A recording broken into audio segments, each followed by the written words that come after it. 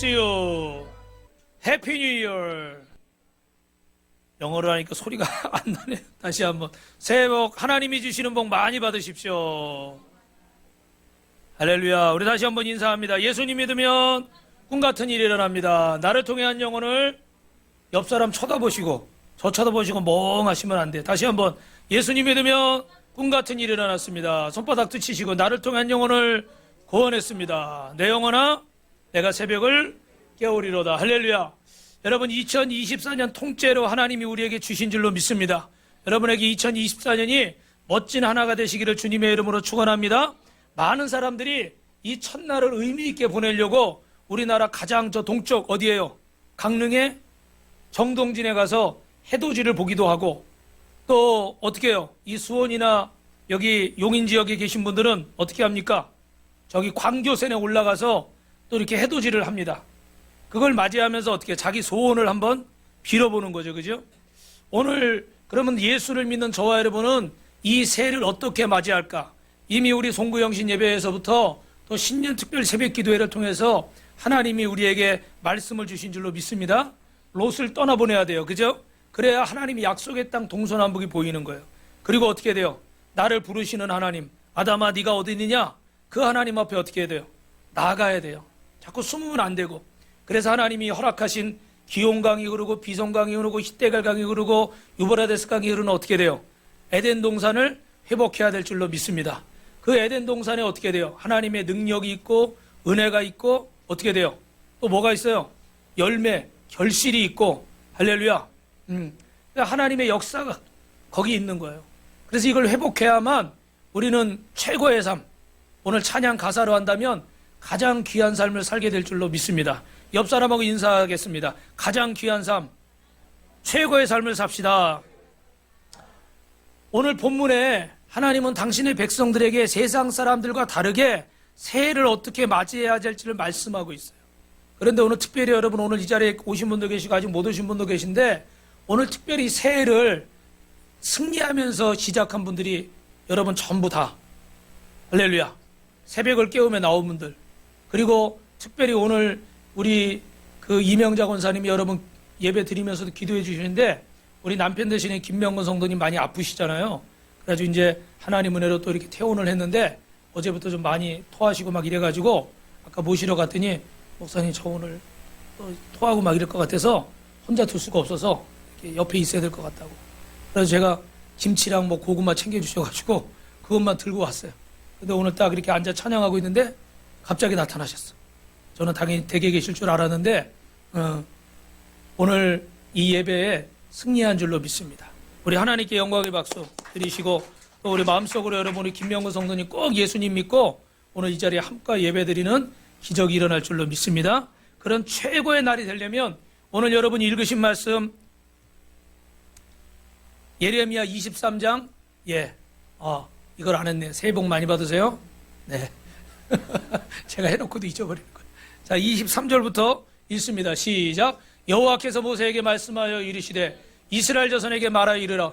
일곱째 달 곧 그 달 첫날은 너희에게 쉬는 날이 될지니 이는 나팔을 불어 기념할 날이요 성회라. 할렐루야. 여러분 왜 하나님은 새해 첫날 나팔을 불어 기념하라고 그러셨을까? 나팔을 부는 의미는 무엇일까? 오늘 우리에게 주신 이 한 해를 최고의 삶으로 가장 귀한 삶으로 살 수 있도록 나팔을 불어야 됩니다. 그러면 어떻게 우리가 최고의 해를 맞이할 수 있을까? 첫째로 여러분 따라합니다. 하나님의 은혜를 기억함으로 시작합시다. 여러분 오늘 주보의 첫 번째 적으실 것은 하나님의 은혜를 기억함으로 시작하라는 거예요. 여러분 우리는 양력으로 1월 1일을 신년으로 맞이하고 있죠. 그죠? 세계 대부분이 다 그렇습니다. 근데 특별히 유대인에게는 다른 날이 있어요. 7월 1일이 새해 첫날이에요. 왜 그들은 이 날을 새해 첫날로 기억할까요? 바로 이스라엘 백성들을 애굽에서 하나님이 430년 포로 생활에서 건지실 때 그날을 기념해서 유월절을 지키면서 그 달을 그 해의 첫날로 삼으라고 그랬어요. 그래서 그들은 이 달력의 날짜도 있지만 7월 1일 첫날을 하나님이 우리에게 주신 새해 첫날이라고 생각하는 겁니다. 그러면서 하나님의 은혜를 기억하는 거죠. 그러면 그들은 또 나팔을 불면서 신년을 시작하라고 말씀하셨는데 그 이유는 무엇일까? 여러분 창세기 22장 10절부터 13절 말씀을 같이 읽겠습니다. 손을 내밀어 칼을 잡고 그 아들을 잡으려 하니 여호와의 사자가 하늘에서부터 그를 불러 이르시되 아브라함아 아브라함아 하시는지라. 아브라함이 이르되 내가 여기 있나이다 하매 사자가 이르시되 그 아이에게 내 손을 대지 말라. 그에게 아무것도 하지 말라. 내가 내 아들 내 독자까지도 내가 아끼지 아니하였으니 내가 이제야 내가 하나님을 경외하는 줄을 아노라. 할렐루야. 여러분, 모리아산에서 우리가 잘 아는 일이죠. 하나님이 아브라함에게 그 이삭 100세가 넘어 주신 그 자식을 바치라고 그러는 거예요.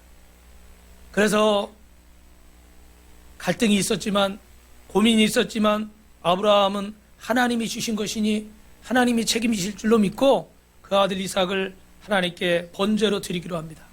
그런데 칼을 들어서 이 아들을 찌르려고 할 때 하나님은 멈추라고 하시오. 그리고서는 뭐라고 말씀하셔요? 네가 이제야 내 믿음을, 내 진심을 내가 알았다. 네 독자라도, 그 귀한 아들도 내게 나보다 더 귀하게 여기지 않고 내가 너에게 준 것임을 기억하기 때문에 이제야 나는 네가 나를 진심으로 사랑하는 줄 알겠다. 여러분, 참 이 말씀만 들어도 우리는 여기서 나눌 말씀이 너무나 많이 있어요. 하나님이 여러분의 물질을 빼앗으시고 여러분의 건강을 빼앗으시고 여러분의 마음을 빼앗으시고 여러분을 괴롭히려고 하시는 게 아니라 하나님이 우리에게 주신 것들을 확인하시는 거예요. 근데 이거 확인하시고 어떡합니까? 더 많이, 더 크게, 더 귀한 것들을 주시려고. 옛날에 이용규 선교사라는 분이 내려놓음이라는 책을 썼는데 거기서 그런 얘기를 해요. 읽으신 분들 계시겠지만 이 2살짜리 아이를 데리고 이렇게 마트에 가서 이렇게 했는데 장난감을 하나 이렇게 사게 됐어요. 근데 여러분, 이거 중간에 어떻게 해야 됩니까? 거기 나올 때 카운터에서 어떻게 해요? 계산을 해야 되잖아요, 그죠? 근데 이 아이는 이거 잠깐 달라고 그러니까 어떻게 해요? 품에 꼭 안고 안 넣는 거예요. 뺏길까봐. 달래보기도 하고 혼내보기도 하고 뭐 꼬셔보기도 하고, 그래도 그냥 울고불고 이걸 안 넣는 거예요. 그래서 어쩔 수 없이 어떻게 돼요? 애를 통째로 안아가지고 계산대에다 이렇게 올려놓고 계산을 했다고 그래요. 사실은 잠깐 계산하려고 잠깐 주고 나면 몇 초 있다가 어떻게 다시 내 품으로 오는 거거든요. 그건 하나님이 내게 주신 거예요. 부모가 나에게 사준 거예요. 그런데 우리는 어떻게 돼요? 이거를 못 믿는 거야. 이걸 뺏길까봐 못 내려놓는 거예요. 하나님이 내 물질 다 뺏어가시려는 것 같고, 내 건강 다 뺏어가시려는 것 같고, 내가 좋아하는 일 못하게 하실 것 같고, 막 이런 두려움이 있는 거예요. 그래서 그 순간 하나님을 믿고 순종하면 되는데, 사실은 이걸 완전히 내 걸로 만드시려고 더 큰 것을 주시려고 하는 건데 어떻게 해요? 이게 믿음이 없으니까 이게 못 놓는 거예요. 여러분, 오늘 아브라함의 하나님의 믿음을 보셨어요. 그 순종하는 믿음을 보셨어요. 하나님의 본심은 이삭을 해치는 게 아니에요. 아브라함의 믿음을 확인하시고 그를 어떻게 돼요? 믿음의 조상으로, 복의 근원으로. 할렐루야. 그래서 오늘 아브라함의 모든 자손이, 우리도 이렇게 영적인 역사를 보면 우리도 다 누구의 자손인 거예요? 결국은 아브라함의 자손인 거예요. 그래서 우리가 이렇게 복을 받는 이유가 바로 하나님이 아브라함을 통해 주신 복인 거예요. 그래서 하나님이 이렇게 믿음의 조상으로 세우시려니까 이런 연단을 주신 거죠. 그리고 그 연단을 통해서 하나님이 아브라함의 믿음을 확인하시고서 그에게 갑절의 놀라운 복을 주신 줄로 믿습니다. 그래서 그 이삭 대신에 어떻게 돼요? 저기 수풀을 봐라. 거기 보니까 어떻게 돼요? 수양 한 마리가 걸려 있는 거예요. 그래가지고 그것을 잡아다가 어떻게 해요? 하나님 앞에 번제로 드린 거지. 여러분 따라합니다. 하나님은 이미 준비해 놓으셨습니다. 하나님은 이미 준비해 놓으셨는데 우리가 눈에 안 보이니까, 손에 잡히지 않으니까, 믿음이 부족해서 불안하니까 걱정이 돼서 어떻게 해요? 믿음으로 나가지 못하는 거예요. 그게 자꾸 인간적인 계산만 하고 주저하고 망설이고 있고, 자꾸 어떻게 돼요? 변명거리만 찾고 합리화시킬 거리만 찾는 거예요. 그래서 누구에게 물어보는 것도 사실은 어떤 의미에서 변명거리를 찾는 거예요. 아, 전문가가 이렇대요. 뭐 누가 이렇대요. 그러면 그걸 빌미 삼아서 어떻게 돼요? 합리화시켜 버리는 거예요. 물론 안 그런 분도 계시겠지만 저 같은 경우는 여러분 그런 것 같아요. 하나님은 이미 다 준비해 놓으셨는데 우리는 믿음이 부족해요. 그런데 분명한 것은 하나님은 이 수양을 잡게 하시고 그 뿔로 어떻게 돼요? 나팔을 만들어서 불게 하시는 거예요. 할렐루야. 그래서 새해 첫날에는 이 나팔을 불게 하시는 거예요. 할렐루야. 야, 이게 우리 김종배 장로님이 이스라엘에서 공부를 하셨어. 유학을 하시고 그래가지고 그때 사무실에 가니까 그 이스라엘의 그런 기념품들이 몇 가지가 있더라고요. 그래서 제가 이걸 한번 불어봤어요. 이거 소리 내기 힘들거든요. 불어봐요? 안 돼. 끝나고 또 소리 안 나면 창피하잖아. 이게 소리가 잘 나진 않아요. 그런데 이게 이 수양의 뿌리죠, 그죠? 이렇게 돼 있겠죠, 그죠? 이런 나팔을 가지고 사진도 제가 준비했는데 이렇게 부는 겁니다. 예. 불면서 새해 첫날 이걸 뽁 불면서 새해 첫날이라고. 또 어떨 때는 이제 예배 드릴 때 또 뽁 우리 옛날에 종치듯이 신호를 하는 거예요. 이따가 한 번씩 만질 수 있는 기회를 장로님 드려도 되죠? 예, 한 번씩 만져보고 허락을 받아야죠, 주인님한테. 예. 그래서 이런 나팔을 부는 거예요. 근데 여러분 이 나팔을 왜 불까요? 이 나팔을 왜 불까요? 바로 우리를 위해서 희생한 분이 있다는 거예요. 우리를 위해서 십자가에 죽으시고 우리를 위해서 살리신, 기 위해서 죽으신 이 수양이 어떻게 돼요? 이삭을 대신해서 번제로 제물로 바쳐졌잖아요, 그죠? 그래서 이스라엘 백성들이 이 나팔의 소리를 들을 때마다 이삭을 살리기 위해서 아브라함에게 하나님이 모리아에서 주신 그 모리아산에서 주신 수양을 기억하는데, 영적으로는 구속사적으로는 어떻게 돼요? 우리를 구원하기 위해서 십자가에서 죽어주신 어린 양 예수 그리스도를 기억하라는 거예요. 믿으시면 아멘. 여러분, 이 나팔을 불면서 하나님의 어린 양 되신 십자가에서 우리를 죽으신 예수님의 은혜를 기억함으로 올 한 해를 시작하라는 거예요. 할렐루야. 이것이 바로 하나님의 은혜입니다. 여러분 옆 사람하고 이렇게 인사합니다. 예수님의 십자가를 기억합시다.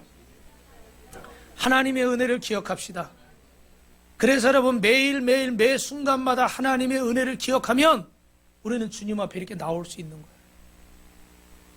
여러 가지 일들이 있지만 우리 권사님처럼 생각지 않은 일들이 있으면 하나님 앞에 그 은혜를 기억하면 우리는 매일매일 감사함으로 나올 수 있는 거예요. 근데 여러분 저를 한번 보세요. 이렇게 전도를 하다 보면 여러분 혼자 사시는 가정도 있고 좀 어려운 가정들이 있잖아요. 그러면 나라에서 어떡합니까 여러분? 지금은 복지가 좋아져가지고 쌀도 주기도 하고 또 어떻게 해요? 김치도 주기도 하고 이렇게 되죠. 그러면 사실 얼마나 감사해요. 그런데 그분들 중에 이런 분들이 계시더라고요. 김치가 좀 맛이 없나 봐요. 그랬더니 뭐 이런 걸 주냐고. 이걸 사람 먹으라고 주냐고. 쌀을 주는데도 이것밖에 안 주냐고.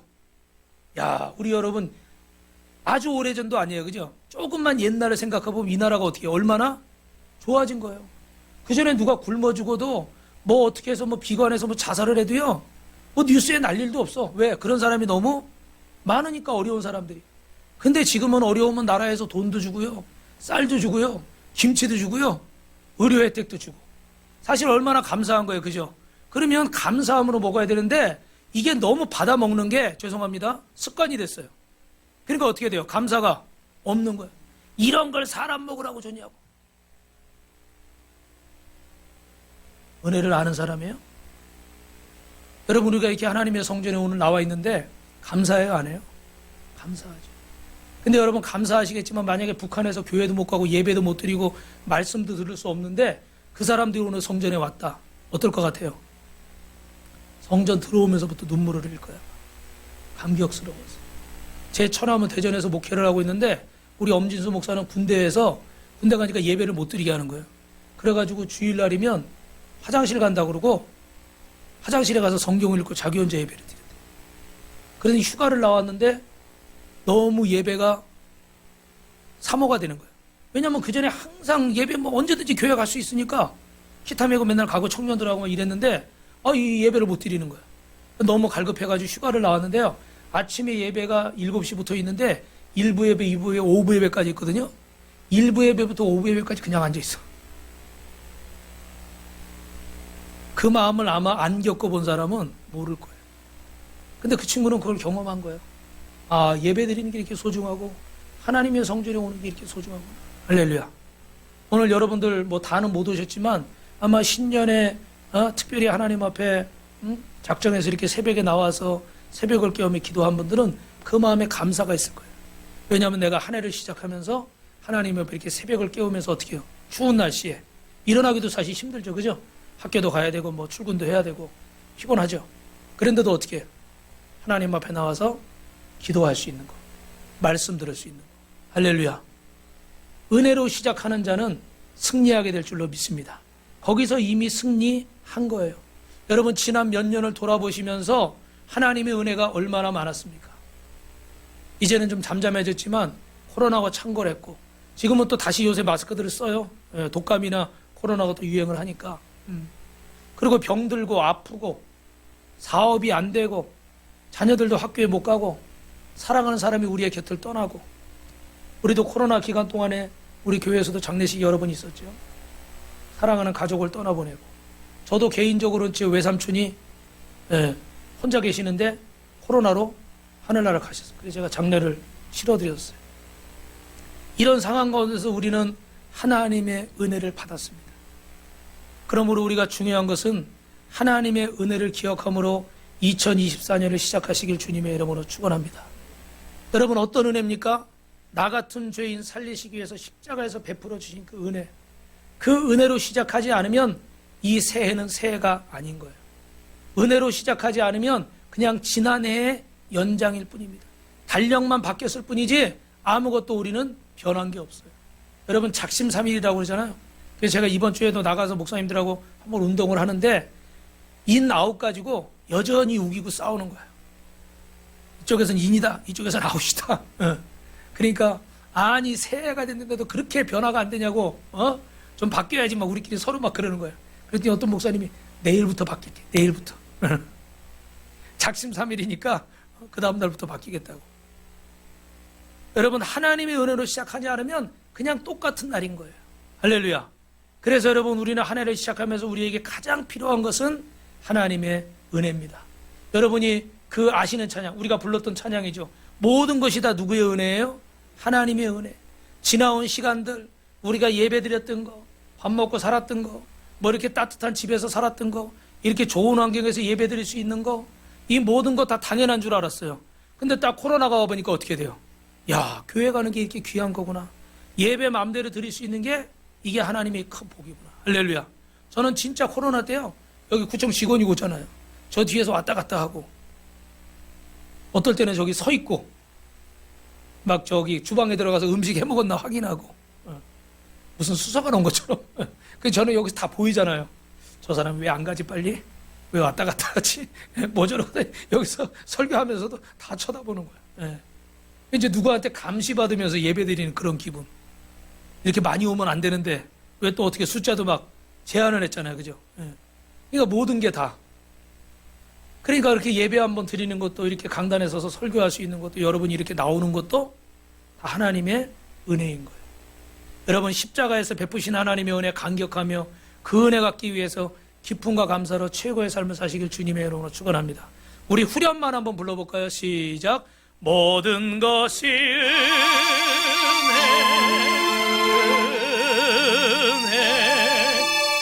은혜, 한없는 은혜, 한없는 은혜, 내 삶에 당연한 것 하나도 없었던 것은 모든 것이 은혜였어. 모든 것이 모든 것이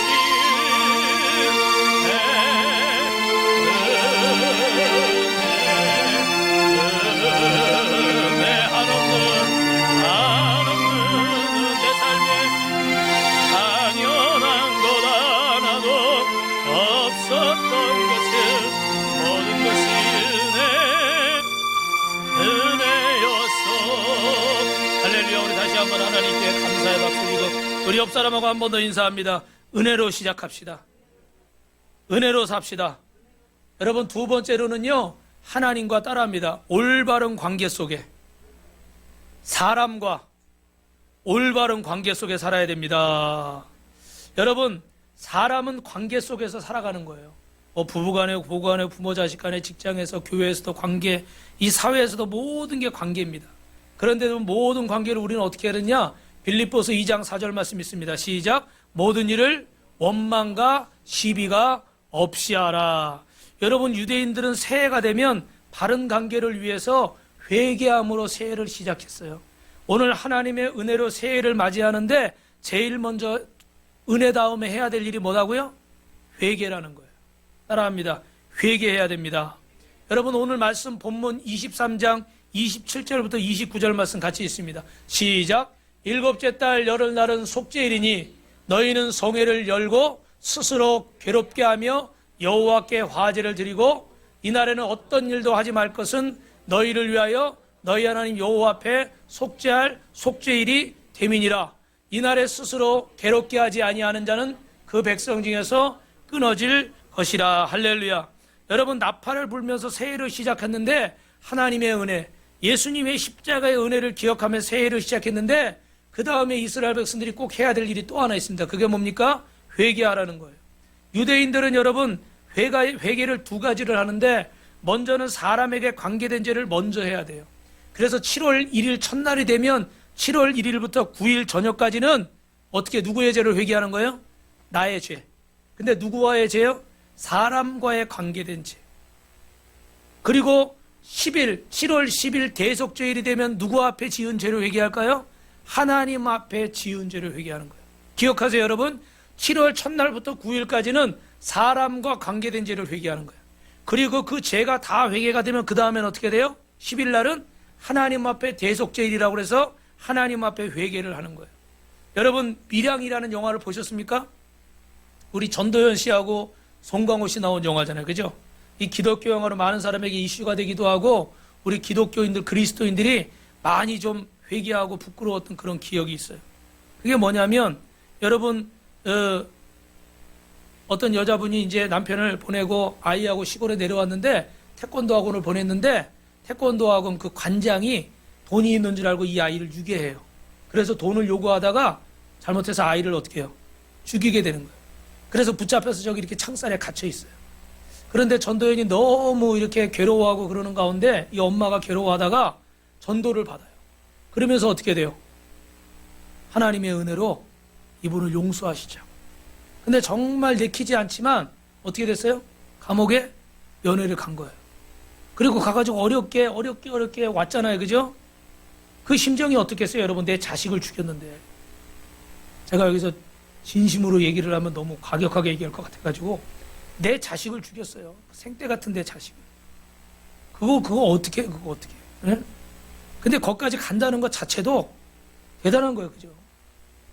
그런데 거기 가서 딱 이렇게 마주 앉았는데 말을 꺼내기도 전에 저 사람이 먼저 얘기하는 거예요. 그런 것 때문이면 걱정하지 마십시오. 제가 여기서 예수님을 만나고 하나님 앞에 용서를 받았습니다. 여러분 보셨어요? 보신 분들은 기억하실 거예요. 그죠? 거기서 이 엄마가 전도연 씨가 완전히 그냥 멘붕이 와버린 거예요. 어렵게 그 자리까지 왔는데 자기 스스로 다 용서를 해버린 거예요. 나 하나님 앞에 다 용서받았어. 이렇게 얘기를 해버리니까 내가 당신을 용서하지 않는데 누가 당신을 용서해? 그러면서 확 우리말로 전문용어로 돌아버렸어. 그런 나중에 목사님이 전도사님이 성도들이 와가지고 얘기를 해도 어떻게 해요? 이제는 문에도 못 들어오게 하는 거예요. 네. 용서할 수가 없는 거예요. 용서할 수. 여러분 우리 이창호 감독은 크리스찬이에요. 그런데 이 영화를 만들어 놓고 칭찬도 많이 받고 욕도 많이 먹었어. 왠들 기독교인들 다 매도하는 것처럼. 그런데 사실은 굉장히 중요한 얘기를 한 거예요. 여러분 성경의 용서가 과연 이런 용서일까요? 사람을 죽여놓고 하나님 나 잘못했어요. 주님이 마음에 용서한다. 그러면 끝나는 건가요? 어떨 때 우리는 이 용서를 너무 쉽게 생각합니다. 이 회개를 너무 쉽게 생각합니다. 그냥 내 맘만 편하면 끝난 것처럼 이렇게 되는 거예요. 성경은 사람과의 관계를 무시한 채 하나님과의 관계만 바로 서면 된다 이렇게 말씀하지 않아요. 여러분 이때까지 우리 선배 그리스도인들이 또 우리가 이것들을 잘못했기 때문에 사실은 일반 하나님을 모르는 사람들에게 손가락질을 받고 지탄을 받는 거예요. 그래서 어떻게 돼요? 개독교라는 용어까지 나오잖아요. 참 부끄러운 얘기예요. 그거 한 사람들도 떳떳한 사람들은 아니겠지만 그런 소리를 들을 만한 빈미를 우리가 줬다는 거예요. 왜 그럴까요? 사람과의 관계를 회복하지 않고 하나님과의 관계만 잘 되면 된다. 사람과의 관계를 무시하고 예배만 나와서 드리면 된다.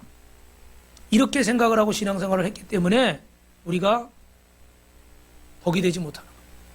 마태복음 5장 23절부터 24절입니다. 시작. 그러므로 예물을 제단에 드리려다가 거기서 내 형제에게 원망 들을 만한 일이 있거든, 생각나거든, 예물을 제단 앞에 두고 먼저 가서 형제와 화목하고 그 후에 와서 예물을 드려라.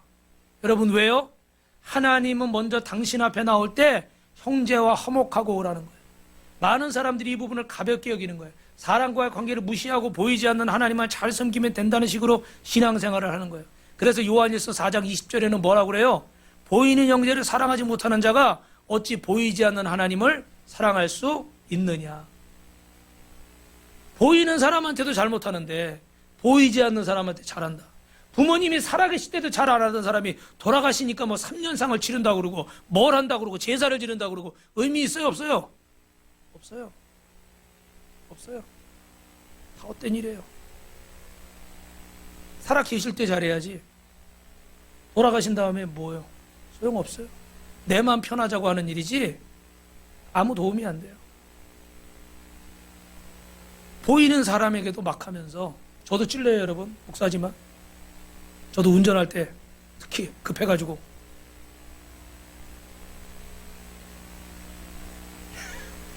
째려보고 내가 목사인 줄 알면 어떻게 될까? 그럼 제가 할렐루야 아멘 그럴 수도 있죠. 어떻게겠죠. 너무 사실은 찔리는 얘기인데 그러지 말자고 오늘 이 말씀 드리는 거죠.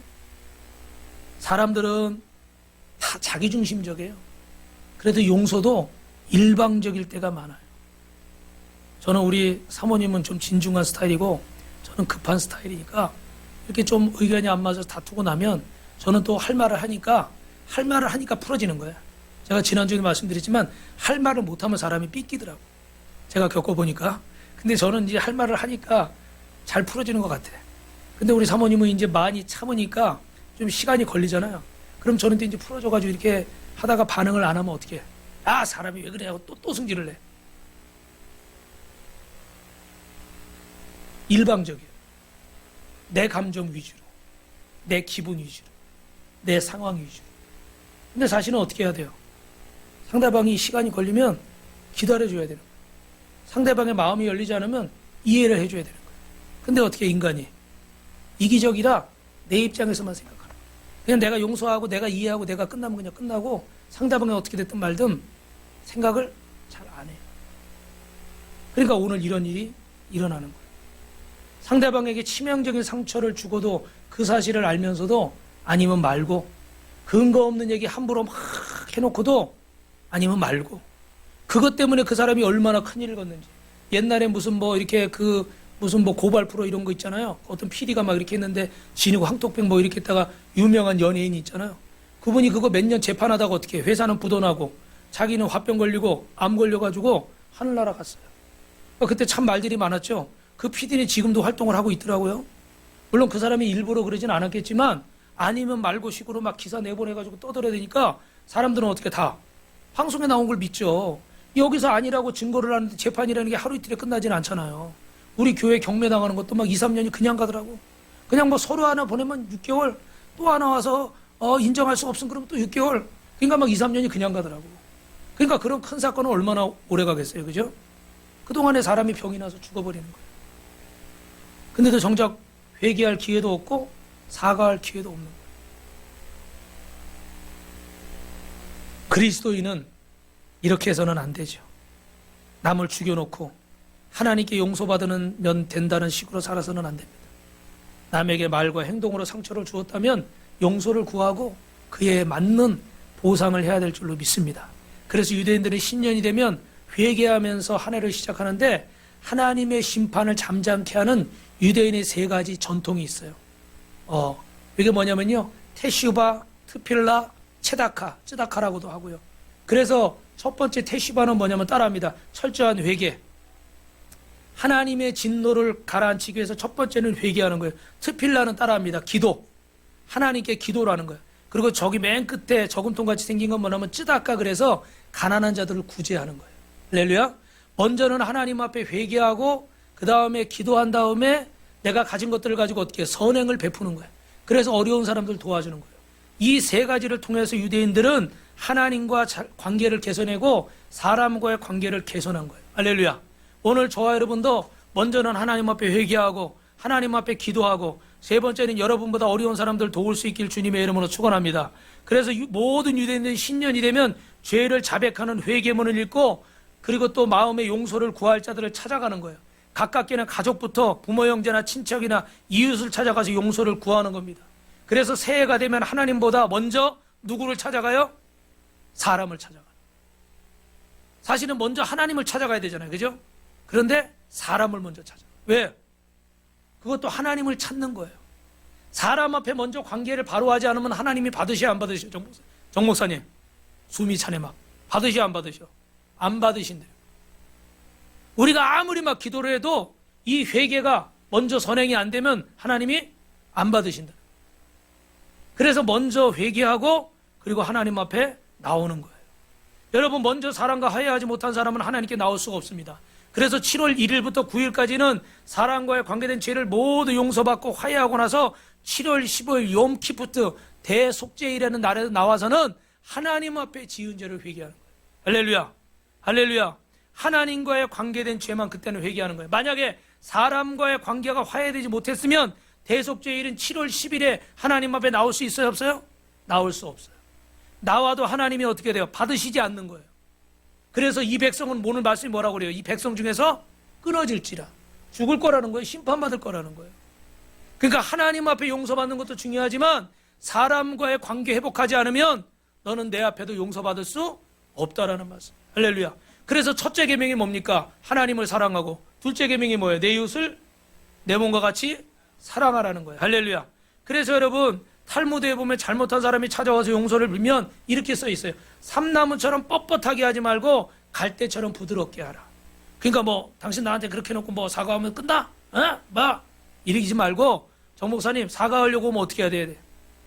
목사님 만약에 담임 목사님이 이렇게 정 목사님한테 좀 서운하게 한 게 있어서 정 목사님 내가 작년에 이렇게 미안합니다. 잘 이해 좀 해주십시오. 그러면 어떻게 해요? 목사님 그때 내가 얼마나 기분 나빴는지 알아요?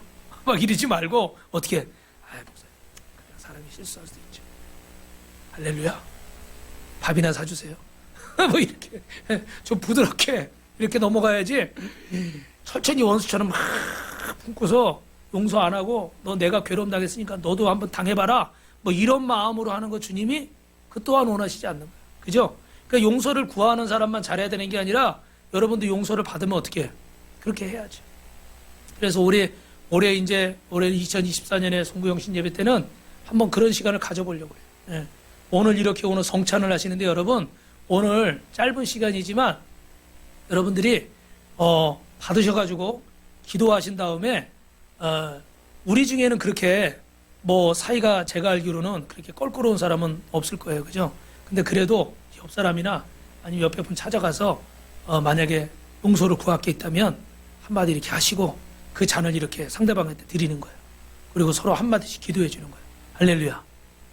그래서 조금이라도 우리의 마음을 하나님 앞에서 세워가시고 여러분 중요한 것은요. 성숙한 사람일수록 자기 허물과 죄를 잘 알고 회개를 잘해요. 난 맨날 회개만 하면 안 되겠지만 자기를 잘 아는 게 성숙한 사람이에요. 근데 미성숙한 사람은 어떻게 할까요? 자기를 잘 몰라. 항상 어떻게 돼요? 남의 모습만 보고 비판할 거리만 찾고 내 눈에 있는 성경이 뭐라고 그래요? 들보는 못 보면서 남의 눈에 뭘 본다고 그래요? 티끌만 본대잖아요. 들보가 뭐예요? 기둥 같은 거잖아요. 그죠? 그렇게 큰 게 나한테는 있는데 그거는 모르고 남의 눈에 있는 티끌만 뽑겠다고. 미성숙한 자는 그런 거예요. 근데 성숙한 자는 어떻게 돼요? 저 사람이 허물이 있어도 잘못한 게 있어도 어떻게 돼? 네가 사과하기 전에 내가 사과 안 해. 이렇게 아니라 어떻게 해? 내가 먼저 다가가는 거예요. 그 사람이 이미 승리한 사람인 줄로 믿습니다. 여러분 먼저 가서 사람과의 관계를 풀고 오는 거 이것이 2024년에 최고의 해를 살 수 있는 비결인 줄로 믿으시면 아멘 하시기 바랍니다. 두 손 들고 아멘 하길 주님의 이름으로 축원합니다. 아무리 결단해도 회개하지 않으면 사람이 변화가 안 되는 거예요. 새해를 맞이했다고 변화되는 게 아니라 결단을 해야 되는 거예요. 그런데 여러분 지난 한 해 여러분 돌아보면서 참 힘들었던 일이 많이 있었는데 우리가 이것들을 하나님 앞에서 해결할 수 있기를 주님의 이름으로 축원합니다. 그러려면 뭐 해야 된다고요? 주님 앞에 회개해야 돼요. 요한계시록 2장 5절 말씀 같이 있습니다. 시작. 그러므로 어디서 떨어졌는지를 생각하고 회개하여 처음 행위를 가져라. 만일 그리하지 아니하면 회개하지 아니하면 내가 내게 가서 내 표대를 그 자리에서 옮기리라. 에베소 교회를 향해 하신 말씀이거든요. 하나님 앞에 온전히 회개하지 않으면 어떻게 교회도 교회가 아닌 거예요.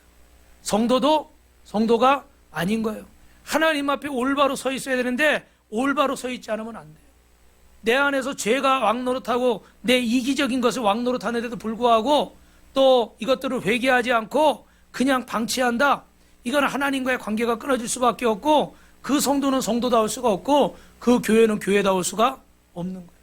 그래서 우리 교회도 날마다 하나님 말씀 앞에 회개해야 되고 여기 설교하는 목사도 날마다 하나님 앞에 회개해야 되고 죄송하지만 여러분도 날마다 하나님 말씀 앞에 회개해야 돼요. 할렐루야. 여러분 회개가 부끄럽고 치욕스러운 게 아니에요.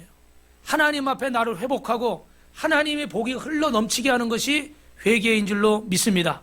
그래서 여러분은 우리가 믿음으로 살고 싶은데 여러분 2024년에 결심하기를 정말 믿음으로 살고 싶어도 시간이 없고 환경이 안 돼서 어떤 상황 때문에 삶의 변화가 안 일어날 수 있어요. 매년 해마다 결심해보지만 변화되지 않고 믿음이 성장하지 않을 수 있어요.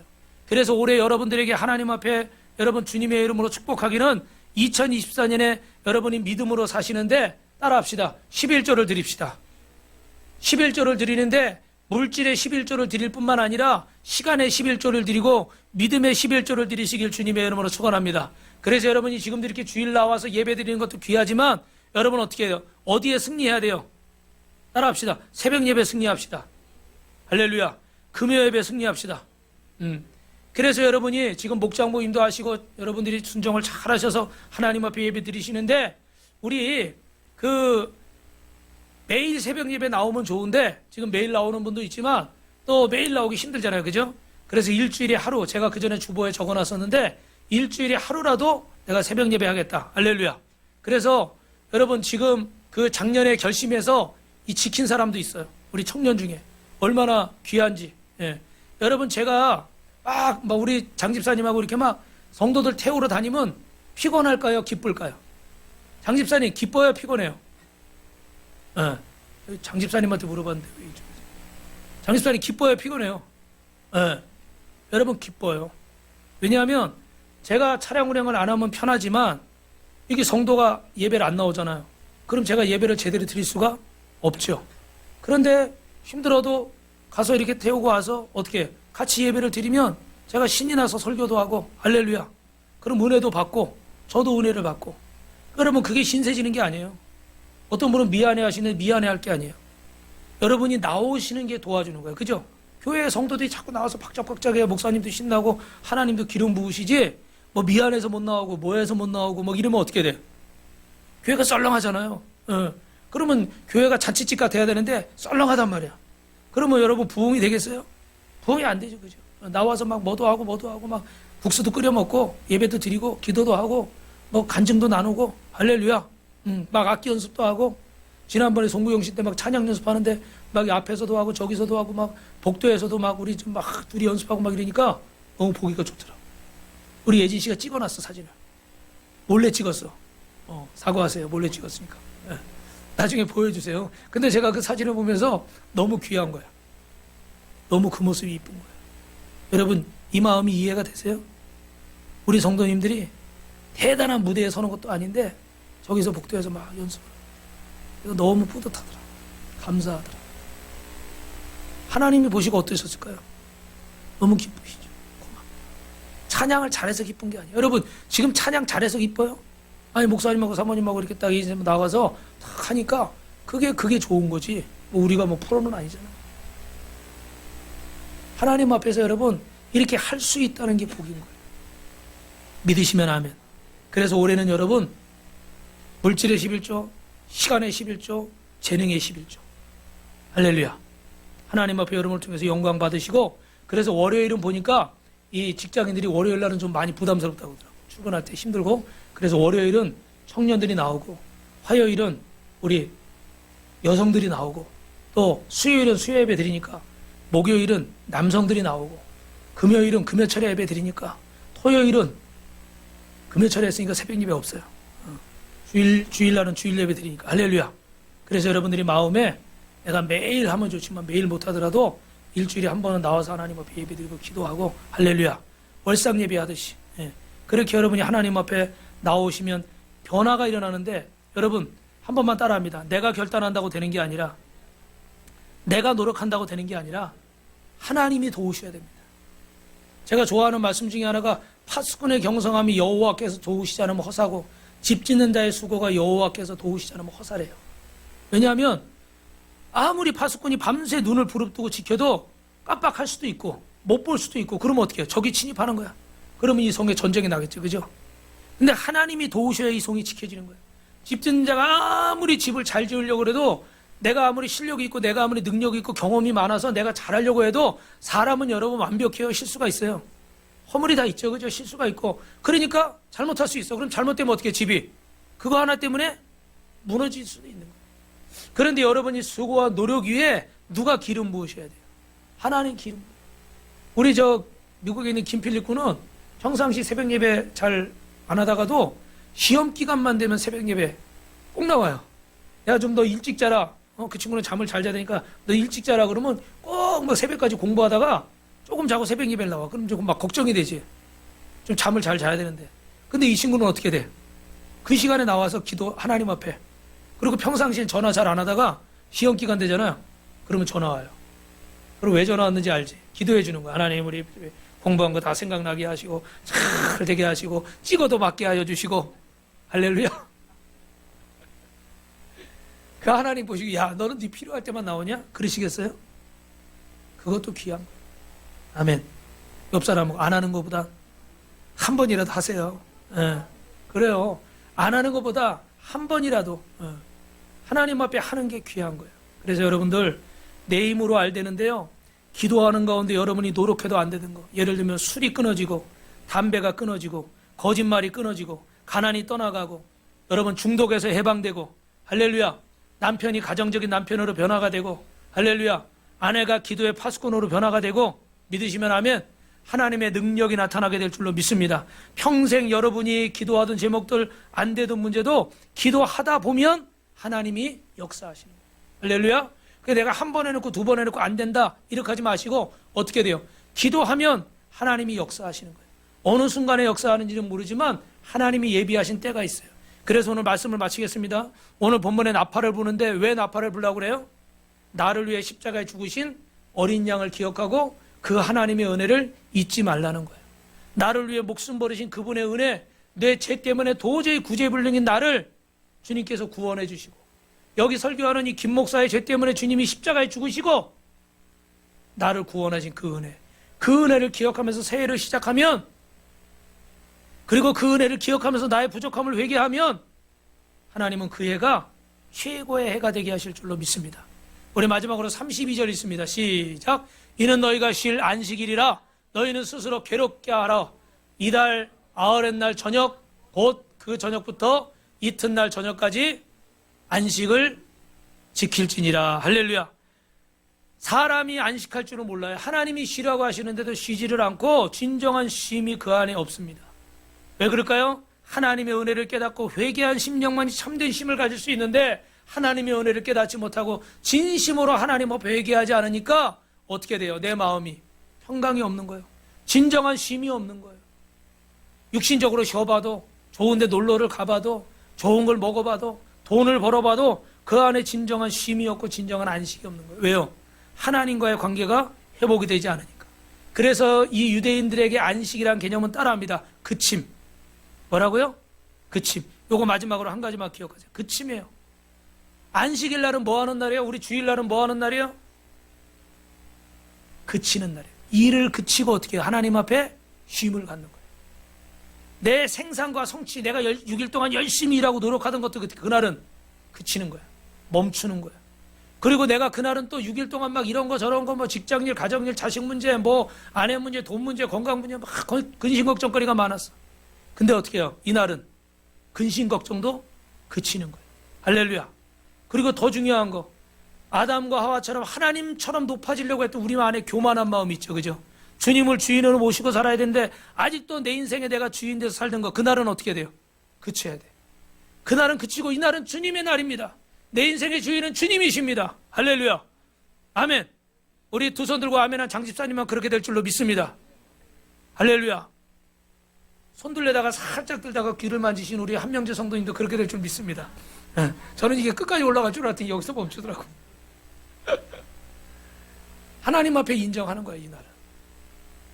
그래서 주님이 내 삶의 주인이십니다. 아직도 제가 주님을 온전히 주인으로 모시지 못했어요. 주님 용서해 주시고 주님이 내 삶의 주인 되어 주십시오.